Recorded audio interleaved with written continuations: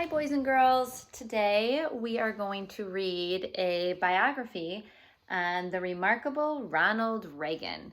And a biography tells about a person in history and how they have made an impact, maybe on America or how they've made an impact in our world.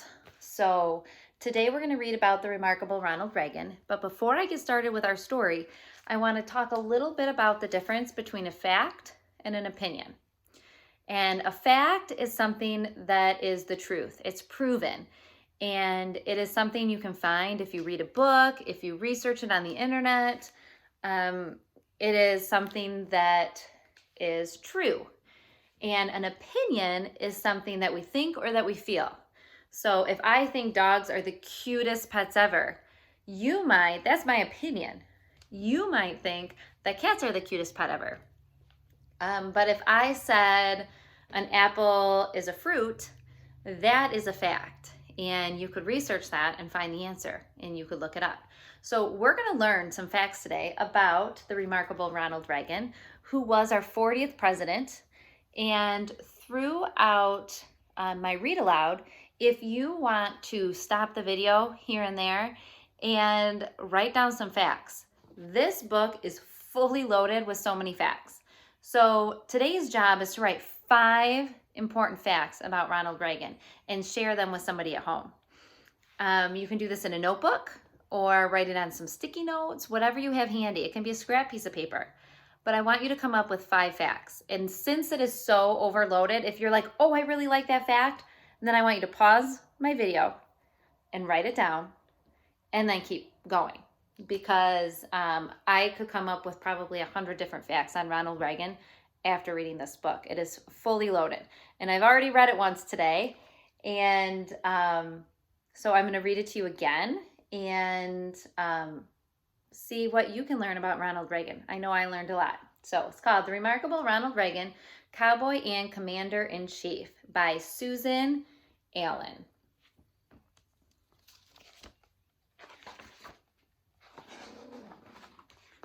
Do you ever wish you could grow up to be a football player or a movie star?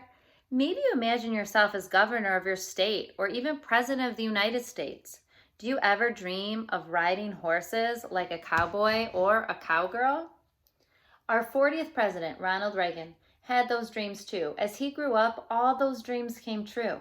Ronald Reagan knew that one of the best parts of being an American is the freedom to work hard to be whatever you want to be. Ronald Reagan had lots of dreams, and his dreams came true. Ronald Reagan was such a cute and chubby baby that his father said he looked like a fat little Dutchman. He started calling him Dutch, and Ronald's friends and family called him by that nickname until he was a grown man. Even though times were hard and money was tight, his parents, Jack and Nell Reagan, made sure that Dutch and his big brother Neil learned right from wrong. It was at home that the boys learned to be responsible and kind. Dutch's mother often took her sons to church and encouraged their faith in God. Their father taught them to respect all people, no matter the color of their skin or how much money they had. Anyone needing a helping hand or a place to stay was always welcome in the Reagan home. Growing up, Dutch was always ready to try new things. He went out for high school football and made the team. He ran track and played basketball. He wasn't always the best player on the team, but always tried his best. He wasn't always the best player on the team, but always tried his best. Dutch loved to swim and spent 7 summers working as a lifeguard. He saved the money he earned to help pay for college. As a lifeguard, Dutch rescued 77 people from drowning. It was in high school that Dutch made his first appearances on stage, acting in school plays. He liked making the audience laugh and hearing their applause. So now's a good time if you want to stop the video and write some facts down, or write one fact down that you just learned. Dutch was only 17 years old when he set off for Eureka College. There, he kept busy with his studies, football, acting, and making speeches as student body president. By the time Dutch graduated, he knew that he loved sports and was really good at public speaking. It was a dream come true when he got a job as a radio sports announcer.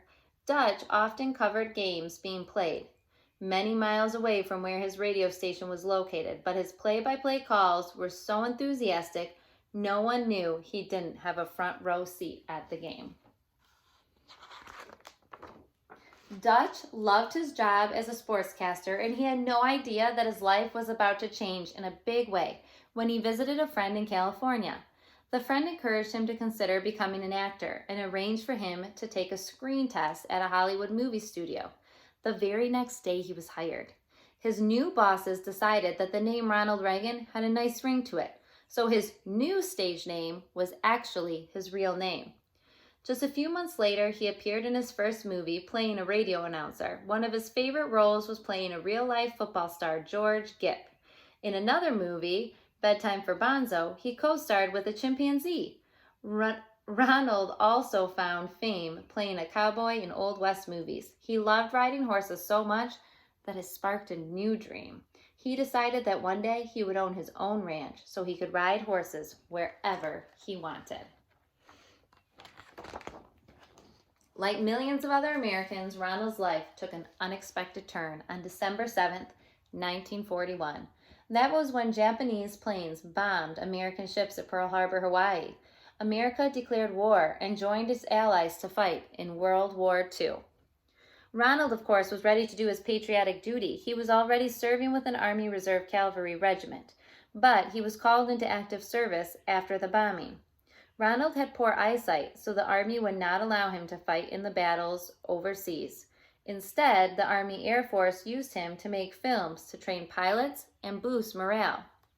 He may not have faced the front lines of battle, but Ronald came to understand the terrible price of going to war. During the war years, Ronald married a talented actress named Jane. The young couple soon started a family, adopting a son named Michael and having a daughter named Maureen. A few years after the war ended, though, they divorced. After the war, Ronald went back to making movies. During his acting career, he made 53 movies. He was a star. He was so well respected by other actors and actresses that they elected him president of the Screen Actors Guild. His job was to protect the rights of actors in matters of wages, healthcare, and safety. Ronald met a beautiful actress named Nancy Davis. They fell in love, married, and had 2 children, Patty and Ron. The couple shared a long and happy marriage that lasted the rest of his life.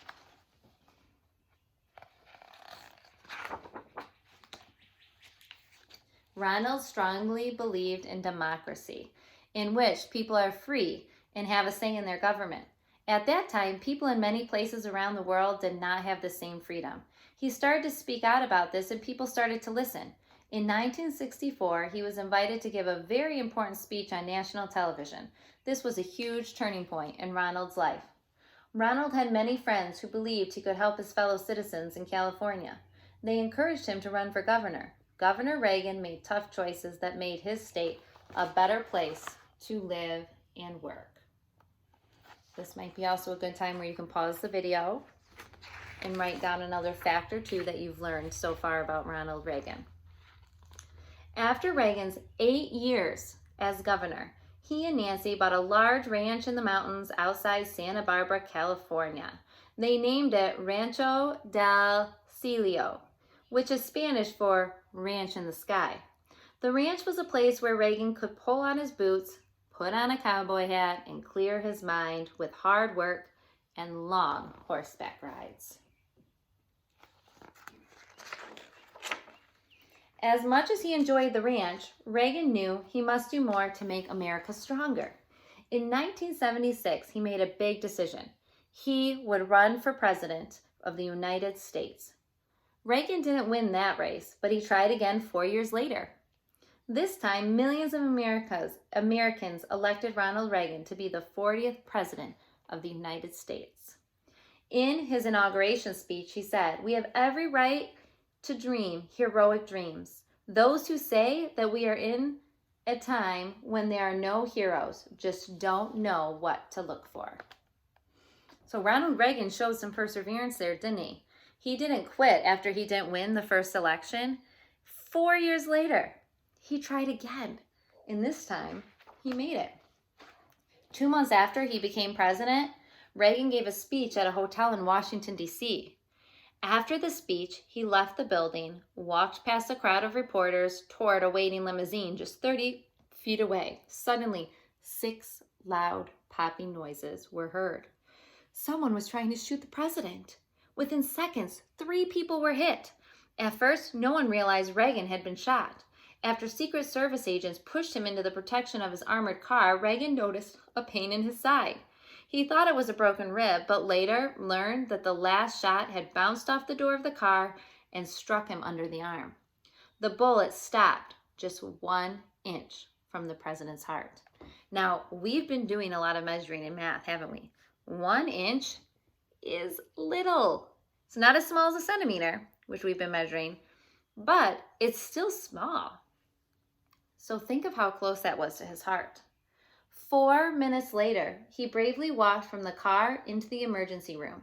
Badly wounded, he kept his famous sense of humor. When his worried wife Nancy rushed in, he joked, "Honey, I forgot to duck." So he still had his normal sense of humor there. President Reagan became known as the great communicator because he always seemed to have the right words to say at the right time. He spoke often to America's greatness. In good times and bad, he spoke powerfully to unite the nation. Even in the very worst of times, like when the Space Shuttle Challenger exploded, he comforted the nation, telling them that the brave astronauts who died had touched the face of God.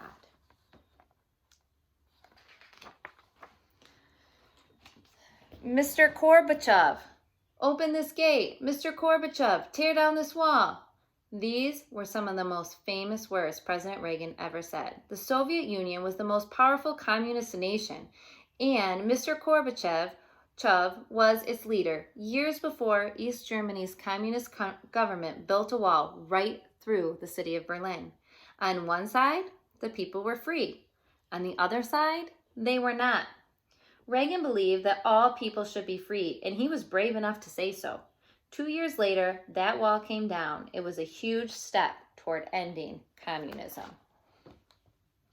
So then everybody could be free. Reagan and Gorbachev later worked together and became such good friends that the president invited him to visit his favorite place on earth, his ranch. Reagan wore a white cowboy hat, and he gave his friend Corby one too. An invitation to the ranch was a special honor given to a select group of the Reagan's friends and family. Queen Elizabeth of Great Britain was another famous guest. Some came expecting a fancy mansion and were surprised to discover a simple adobe house in a barn beside a pond. Reagan described his ranch as a magical place that makes you feel as if you're on a cloud looking down at the world. That makes me want to go see his ranch. That sounds beautiful. As Reagan prepared to leave office, he shared what he thought were the 2 best things that happened during his presidency. He was very proud that the American people had created millions of new jobs, but he was most proud that the world respected America again. He said, "We meant to change a nation, and instead, we changed a world."